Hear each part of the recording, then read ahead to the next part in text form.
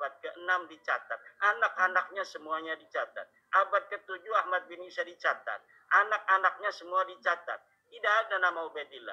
Abad ke-8 pun demikian. Sampai abad 9, akhir barulah nama Ubaidillah ini dicantolkan di dalam kitab seorang Habib yang bernama Habib Ali As-Sakran. Kalaulah ada syahid sebelumnya dari sebuah kitab nasab, mungkin ini agak wajar.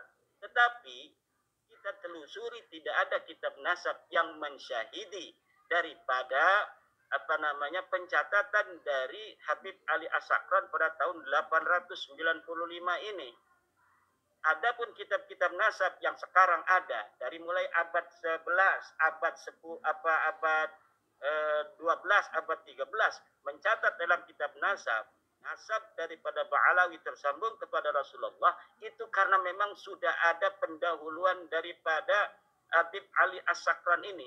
Jadi semuanya mentok kepada Habib Ali As-Sakran ini.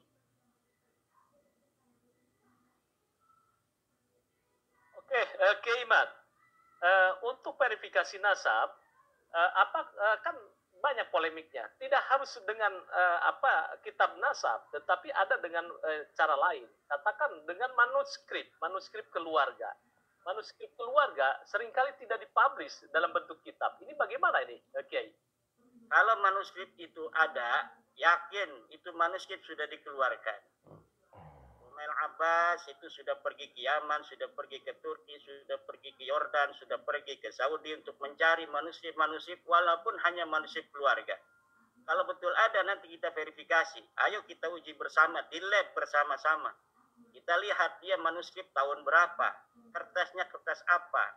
Kalau kertasnya ini kertas misalnya abad-abad sekarang, kemudian adakah salinan? Dari tahun berapa salinan itu disalin?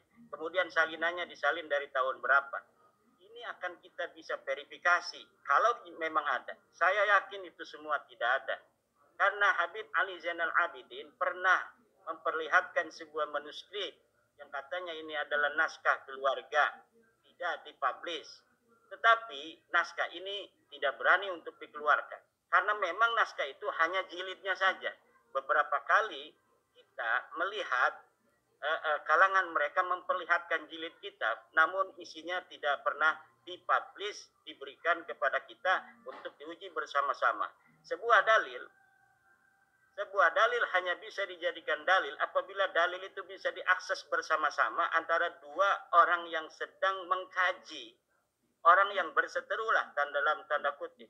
Kalau sebuah dalil hanya bisa dipegang oleh satu pihak, namun pihak yang lainnya tidak dapat mengakses, maka dalil ini tidak bisa dijadikan dalil. Demikian.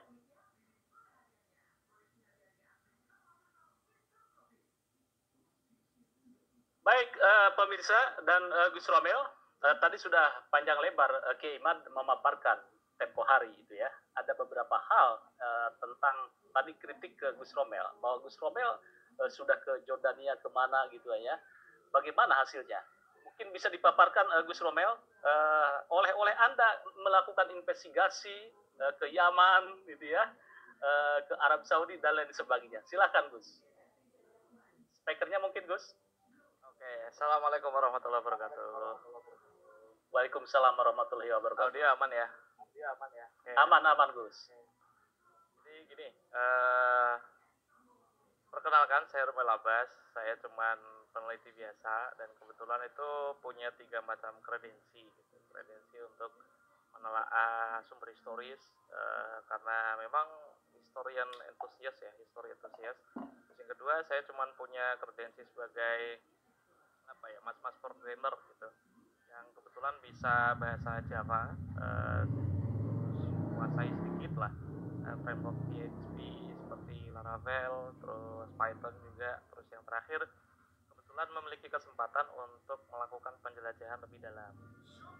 Jadi kalau boleh memperkenalkan diri ya, sekadar peneliti yang cukup tertarik untuk menjawab tesis dari Kiai Imad yang sebenarnya itu baru berhenti pada fase pertanyaan tesis. Saya sering ngomong itu kepada khalayak ya, bahwa kalau ilmiah itu jika ada suatu fenomena dan memunculkan pertanyaan itu dijawab, bukannya langsung dijadikan kesimpulan.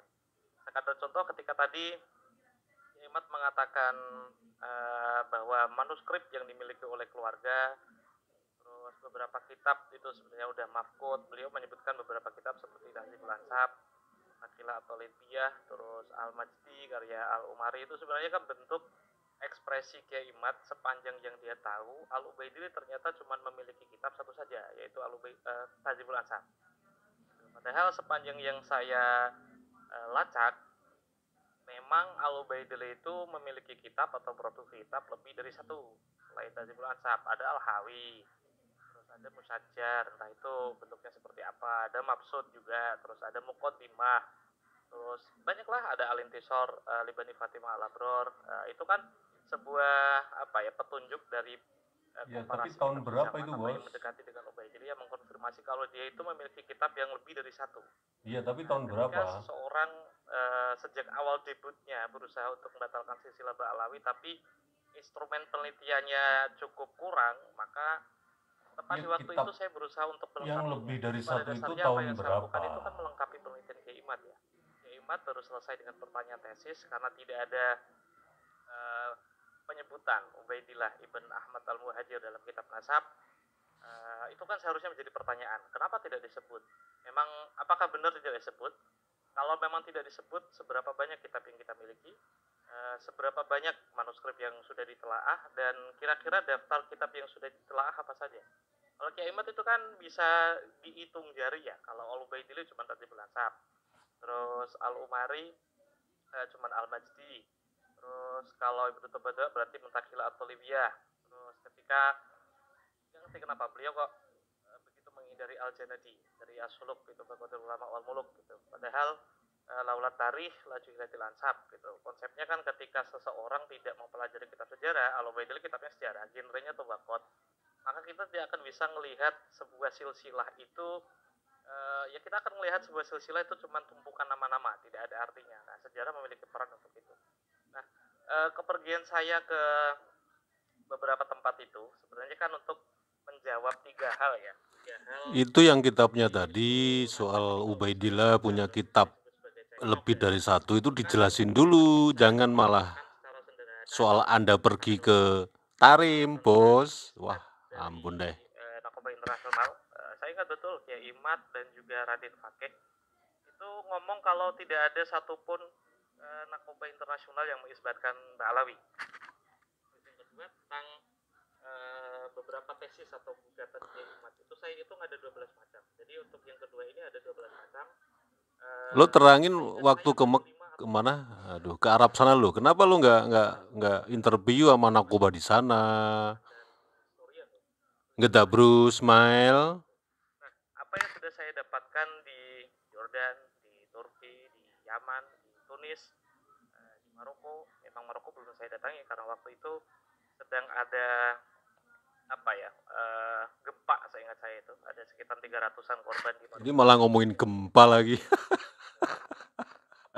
Yang pasti fase untuk menggenapi tesisnya Kiai Imad itu kan yang pertama berusaha menakar terlebih dahulu seberapa kuat tesisnya Kiai Imad. Terus yang kedua memastikan ada tidaknya manuskrip yang menyebutkan atau kitab yang memang belum disebarkan untuk khalayak umum atau memang belum dicetak versi modern matbu,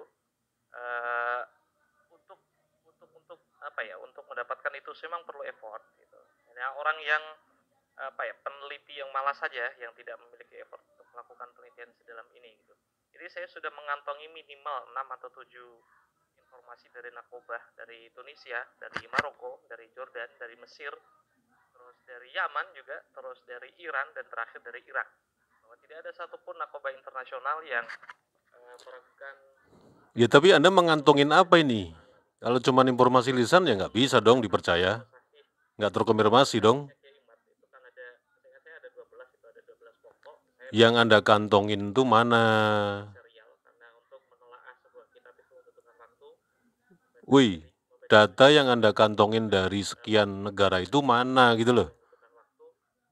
Kita juga membutuhkan waktu, jadi seingat saya sudah ada 6 ya, 5 atau 6 lah, setara berurutan seperti ini.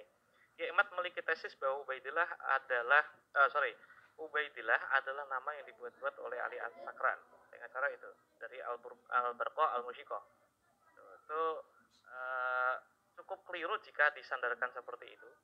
Karena untuk tesis selanjutnya, menurut Kiai Imad, semua ulama pasca atau yang sezaman dengan Ali As-Sakran itu mengutip silsilah Ba'alawi kepada Ubaidillah hanya Iya, kalau Anda cuman menyoroti argumentasi tesis Ki Haji Jimat, tentu Anda punya perbandingan.